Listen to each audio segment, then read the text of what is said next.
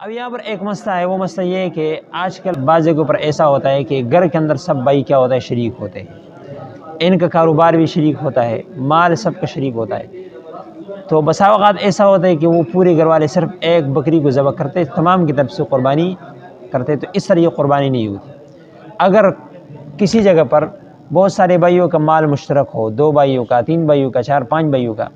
ٹھیک ہے، تو اگر یہاں پر ابھی یہ دیکھیں گے کہ اگر اس مال کو تقسیم کیا جائے اور ہر بھائی کے حصے میں اتنا مال آ جائے کہ وہ نصاب کے بقدر مالک بنتا ہے ضرورت اصلی کے علاوہ، تو ہر بھائی کے اوپر علیحدہ طور پر کیا ہوگا، قربانی واجب ہوگی۔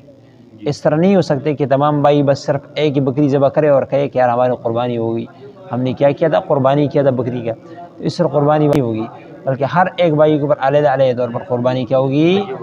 واجب۔ قربانی کا وقت کیا ہے، تو کہتے ہیں قربانی کا وقت یہ ہے کہ جس وقت یوم النحر ہو جائے، 10 ذی الحجہ کا دن ہو جائے، تو فجر کو یہ قربانی واجب ہوگی، یوم النحر کے صبح صادق کے بعد، ٹھیک ہے۔ اور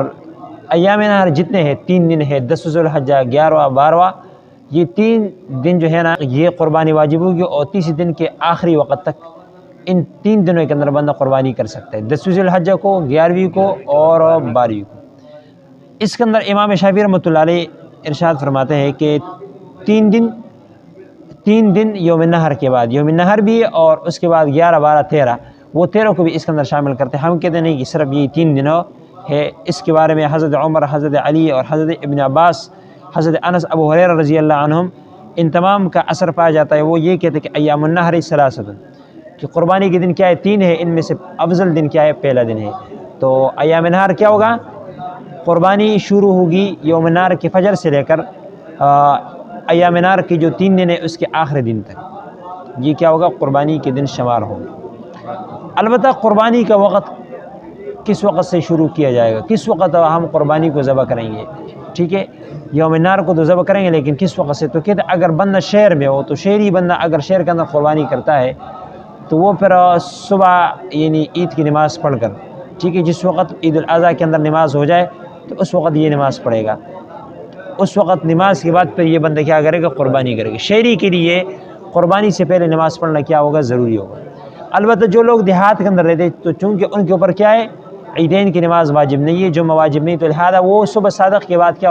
صبح صادق کے بعد وہ قربانی کر سکتے ہیں، ٹھیک ہے، فجر کے بعد وہ لوگ قربانی کر سکتے، ان کے لیے نماز پڑھنا ضروری نہیں۔ لیکن اگر کسی شہری بندے نے قربانی کر دیا نماز سے پہلے تو اس کی یہ قربانی ادا نہیں ہوگی۔ حدیث کے اندر آتے ہیں، نبی علیہ الصلوۃ والسلام نے فرمایا، من ذبح قبل الصلاۃ فلیعد ذبیحتہ، جس شخص نے عید کی نماز سے پہلے ذبح کر دیا اپنی قربانی تو اپنی ذبیحہ کو واپس کرے۔ تو لہذا شہر کے اندر اگر بندہ رہتا ہے تو عید کی نماز کے بعد قربانی کو ذبح کرے گا، اور اگر دیہات کے اندر رہتا ہے تو عید کی نماز سے پہلے بھی یہ ذبح کر سکتا ہے۔ البتہ شہر کے اندر جب ایک جگہ پر عید کی نماز ہو جائے، ٹھیک ہے، تو